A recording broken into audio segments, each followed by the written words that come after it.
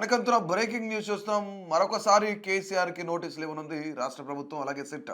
ఏదైతే గతంలో కొంతమంది అధికారుల కోసం ఏర్పాటు చేసిన సిట్ ఏదైతే ఉందో, ఆ సిట్ కాకుండా మరొక సిట్. ఇప్పుడు సిపి సజ్జనార్‌తో సహా 9 మంది ఐపీఎస్ ఆఫీసర్లు వీళ్ళతో కలిపి 9 మందితో మరొక సిట్ ఏర్పాటు చేశారు. ఎందుకంటే దీనిలో కీలకంగా వ్యవహరించిన వ్యక్తులు గానీ కొంచెం డెప్త్‌గా వెళ్ళాలి అని చెప్పేసి మరొక సిట్ ఏర్పాటు చేసింది రాష్ట్ర ప్రభుత్వం.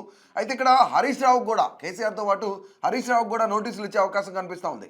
వీళ్ళతో పాటు వీళ్ళిద్దరితో పాటు ఇతర రాజకీయ నేతలు ఎవరైతే ఉన్నారో వీళ్ళందరికీ కూడా నోటీసులు ఇచ్చి విచారణ జరపాలి. అంటే కీలకంగా ఇక్కడ ఎవరెవరి ఫోన్లు ట్యాపింగ్ చేశారు, ఏంటి, వాట్ ఈస్ వాట్ అనేది కూడా చాలా క్లియర్ కట్‌గా కూడా తెలియజేయాలి అనేది రాష్ట్ర ప్రభుత్వం సిట్‌కి ఇచ్చే ఆదేశాలన్నమాట. ముఖ్యంగా ఇక్కడ ఏంటంటే గతంలో ఎవరైతే కొంతమంది అధికారులు, పోలీస్ అధికారులు ఎవరైతే ఇందులో పాల్గొన్నారో వాళ్ళందరూ కూడా విచారణ జరిపేటప్పుడు పెద్దసారి చేయబట్టేనే మేము చేసాం అనే వ్యాఖ్య వాళ్ళు చేశారు. ఇందులో ఆ పెద్దసారి ఎవరు ఏంటి అనేది చాలా క్లియర్గా తెలుసుకోవాలి. అసలు దీని వెనక ఎవరున్నారు అంటే గతం నుంచి కూడా రాష్ట్ర ప్రభుత్వం అనేది ఏంటి, రేవంత్ రెడ్డి కానీ వాళ్ళ మినిస్టర్ మంత్రులు కానీ అనేది ఏంటంటే ఇక్కడ కేసీఆర్ ఉన్నారు, హరీష్ రావు ఉన్నాడు, కేటీఆర్, వీళ్ళతో పాటు వాళ్ళ కుటుంబ సభ్యులు మరికొంతమంది ఎమ్మెల్యేలు కానీ మంత్రులు కానీ ఉన్నారు అని చెప్పేసి ఇక్కడ ముఖ్యంగా వాళ్ళు ఆరోపిస్తున్నారు అనమాట. సో ఇది మొత్తానికి కేసీఆర్కి నోటీసులు ఇవ్వనున్నారు. రానున్న అసెంబ్లీ సమావేశాల తర్వాత ఇవన్నీ జరగనున్నాయని చెప్పేసి పెద్ద చర్చ జరుగుతుంది. దీనిపైన మరింత సమాచారం మా బ్యూరో చీఫ్ శ్రీనివాస్ అందిస్తారు. శ్రీనివాస్, చెప్పండి, అసలు ఏం జరుగుతుంది? కేసీఆర్కి నోటీసులు ఇవ్వబోతున్నారు. కేసీఆర్తో పాటు హరీష్ రావు కూడా ఈ యొక్క విచారణలో పాల్గొనే అవకాశం ఉంది, నోటీసులు ఇస్తారని చెప్తున్నారు. ఏంటి పరిస్థితి అసలు? రైట్. ప్రస్తుతం ఏదైతే ఫోన్ ట్యాపింగ్ వ్యవహారం రాష్ట్రంలో తీవ్ర సంచలనంగా మారిందని చెప్పొచ్చు. ఎందుకంటే రీసెంట్ గా ఏదైతే కేసీఆర్ కావచ్చు, హరీష్ రావుకు సిట్ నోటీసులు జారీ చేస్తుంది అనే అంశం ప్రస్తుతం రాజకీయ వర్గాల్లో కుదిపేస్తుందని చెప్పొచ్చు. అసలు ఈ ఫోన్ ట్యాపింగ్ వ్యవహారం ఎందుకోసం చేశారు, ఎవరి స్వలాభం కోసం చేశారు అనేది ప్రధానంగా చర్చ జరుగుతున్నటువంటి సిచ్యువేషన్ గా చూడొచ్చు. దీనికి ఇప్పటికే విచారణ అనంతరం కూడా ముగ్గురు ఐపీఎస్ అధికారులు కావచ్చు, ఇక్కడ ముగ్గురు ఐఏఎస్ అధికారులను సైతం విచారిస్తున్నటువంటి నేపథ్యం చూడొచ్చు. ముఖ్యంగా ఏదైతే ఇప్పుడు ఉన్నటువంటి అసెంబ్లీ సమావేశాలు ఈ నెల 29 నుంచి జరుగుతున్నాయి. మరి ఈ అసెంబ్లీ సమావేశాల ముందల ప్రముఖుల పేర్లు ఏదైతే కేసీఆర్ కావచ్చు, ఇటు హరీష్ రావు పేర్లు వినబడడం రాజకీయ మొత్తం ఈ రాజకీయ ఈ విషయంలో మొత్తం పార్టీలకు అతీతంగా కూడా స్పందిస్తున్నటువంటి నేపథ్యం. మరి గత ప్రభుత్వంలో చాలా ఈ ఫోన్ ట్యాపింగ్ వ్యవహారం చాలా ఇష్యూగా మారింది. చాలా మంది ఫోన్లు, ఇటు మీడియా ప్రతినిధులు కావచ్చు, ఇటు రాజకీయ ప్రముఖులు కావచ్చు, చాలా మంది ఫోన్లు ట్యాప్ అయ్యాయని చెప్పేసి గత కొన్ని నెలలుగా ఈ చర్చ నడుస్తున్న నేపథ్యంలో ప్రస్తుతం ఈ హరీష్ రావు కావచ్చు, ఇటు కేసీఆర్, వీళ్ళిద్దరికి కూడా నోటీసులు ఇస్తే ఏ విధంగా ఉండబోతుంది అనేది ప్రధానంగా చర్చ సాగుతున్నటువంటి అంశంగా చూడొచ్చు.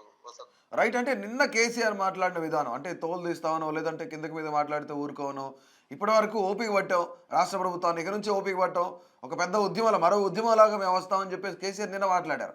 అంటే కేసీఆర్ మాట్లాడినందుకే ఇక్కడ మళ్ళీ కేసీఆర్కి నోటీసులు ఇవ్వబోతున్నారు అనేది ఒక చర్చ జరుగుతుంది. నిజంగానే కేసీఆర్ ఆ విధంగా మాట్లాడినందుకే రాష్ట్ర ప్రభుత్వం ఈ విధంగా ప్రవర్తిస్తుంది అనుకోవచ్చా? రైట్. మనం చూడొచ్చు. అంటే చాలా రోజులుగా కేసీఆర్ కీలకంగా ఏదైతే పార్టీ వ్యవహారాల్లో పాల్గొన్నటువంటి అంశంగా చూడొచ్చు. మొత్తం ఏదైతే వర్కింగ్ ప్రెసిడెంట్ కేటీఆర్ చాలా రోజులుగా ఆయన ఏ పార్టీ సంబంధించిన ఈ ఎలక్షన్ అంశం కావచ్చు, చాలా వ్యవహారాలన్నీ కూడా ఆయన్నే ముందుండి నడిపించిన నేపథ్యం. చాలా గ్యాప్ తర్వాత కేసీఆర్ తెరపైకి వచ్చాడు. ఇప్పటి నుంచి ఒక లెక్క, ఇంతకు ముందు ఒక లెక్క, ఇప్పటి నుంచి ఒక లెక్క అన్నట్టుగా చాలా స్పష్టంగా మాట్లాడినటువంటి అంశం. ఈ నీళ్ల విషయం కావచ్చు, చాలా అంశాల మీద మాట్లాడారు. ఈ అంశం మాట్లాడిన అనంతరం ప్రస్తుతం నిన్న మాట్లాడటము, ఈ రోజు ఈ ఏదైతే నోటీసులు ఇస్తుంది సిట్ అని చెప్పడము, ఇదంతా అసలు రాజకీయ విశ్లేషకులు సైతం ఒక్కొక్కరు అభిప్రాయాలుగా చెప్తున్నటువంటి అంశం. మరి ఏదేమైనప్పటికీ ఎవరి అభిప్రాయాలు వాళ్ళు చెప్తున్నప్పటికీ ఫోన్ ట్యాపింగ్ వ్యవహారం చేయడం అసలు ఎందుకోసం చేశారని ప్రధానంగా దీనికి సంబంధించినటువంటి విచారణ అయితే నడుస్తా ఉంది. ఆ ఫోన్ ట్యాపింగ్ వ్యవహారం చాలా కీలకంగా మారింది. ఇప్పుడు వీరిద్దరితో పాటు ఒకవైపు చూడొచ్చు, ఐఏఎస్ ఐపీఎస్ అధికారులని సైతం విచారించింది. కీలక సమాచారాన్ని సైతం సిట్ వద్ద ఉన్నటువంటి సిచ్యువేషన్ లో ప్రస్తుతం ఈ అంశం మరి ఎలా ఉండబోతుందని చెప్పి వేచి చూడాల్సినటువంటి అంశంగా చూడొచ్చు. రైట్. అంటే ఇప్పుడు గతంలో కొంతమంది అధికారుల కోసం ఒక సిట్ ఏర్పాటు చేశారు. మళ్ళీ ఇప్పుడు 9 మంది అధికారులతో ఇప్పుడు సిపి సజ్జనార్తో కూడా సిట్ ఏర్పాటు చేశారు. అంటే ఆ సిట్కి ఈ సిట్కి మధ్య వేరియేషన్స్ ఏం చెప్పవచ్చు?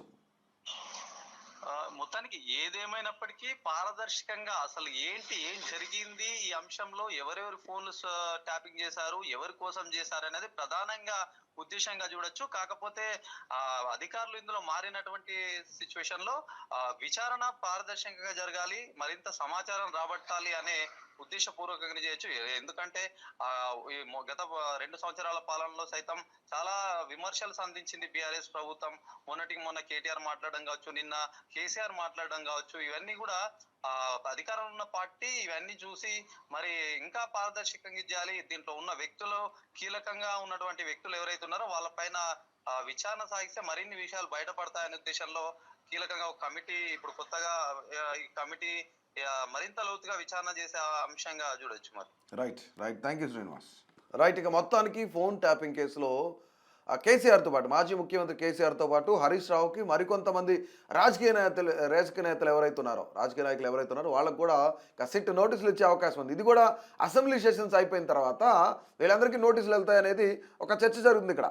అయితే ముఖ్యంగా ఇక్కడ ప్రభాకర్ రావు వివాదంలో ఇక్కడ ప్రభాకర్ రావు విచారణలో మాజీ డీజీపీ మహేందర్ రెడ్డి, అలాగే మాజీ ఇంటెలిజెన్స్ ఆఫీసర్ ఎవరైతే ఉన్నారో అనిల్ కుమార్ పేర్లు కూడా వచ్చినాయి.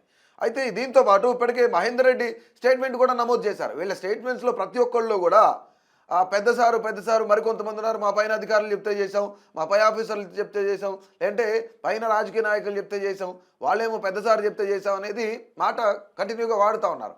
అంటే గత ప్రభుత్వం అధికారాన్ని కోల్పోయిన దగ్గర నుంచి కాంగ్రెస్ ప్రభుత్వం అధికారంలోకి వచ్చినప్పటి నుంచి ఫోన్ ట్యాపింగ్ విషయం కానీ లేదంటే కాళేశ్వరం కానీ ఈ రెండు కూడా చాలా ఛాలెంజ్గా తీసుకుంది రాష్ట్ర ప్రభుత్వం. అయితే కాళేశ్వరం ఇప్పుడు కొద్దిగా ఒక పక్కకి వెళ్ళిపోయినా సరే ప్రస్తుతానికైతే మరొకసారి కేసీఆర్ బయటకు రాగానే ఈ యొక్క ఫోన్ ట్యాపింగ్ విషయం అయితే తెర మీదకి వచ్చింది. ఎందుకంటే గతంలో రాజకీయ నాయకులు ఫోన్లు కానీ లేదంటే సినిమా ఇండస్ట్రీకి సంబంధించిన కొంతమంది ఫోన్లు కానీ, వీళ్ళతో పాటు కొంతమంది బిల్డర్లు కానీ, బిజినెస్ మ్యాన్లు కానీ, వీళ్ళందరూ ప్రైవేటు వ్యక్తులు కానీ వీళ్ళందరూ ఫోన్ ట్యాపింగ్ చేశారు అనేది ప్రధానమైన ఆరోపణ. ఈ ఆరోపణలో కేసీఆర్తో పాటు ప్రముఖంగా కేటీఆర్ వ్యవహరించాడు, సినిమా ఇండస్ట్రీకి సంబంధించిన వాళ్ళందరిలో కూడా కేటీఆర్ ఉన్నారు అనేది ఇక్కడ ముఖ్యమైన ఆరోపణ కాంగ్రెస్ పార్టీ చేస్తుంది. ఈ ఆరోపణలో ఎంతవరకు నిజముంది ఏంటి అనేది తెలియాలంటే ఖచ్చితంగా ఇక రెండవ సిట్ ఏదైతుందో సిపి సజ్జనార్తో పాటు ఏర్పాటు చేసిన ఈ సిట్ ఏదైతుందో ఖచ్చితంగా ఈ సిట్ వచ్చే వరకు, ఈ సిట్లో విచారణ తేలే వరకు కూడా మరికొద్ది రోజులు వేచి చూడాల్సిందే.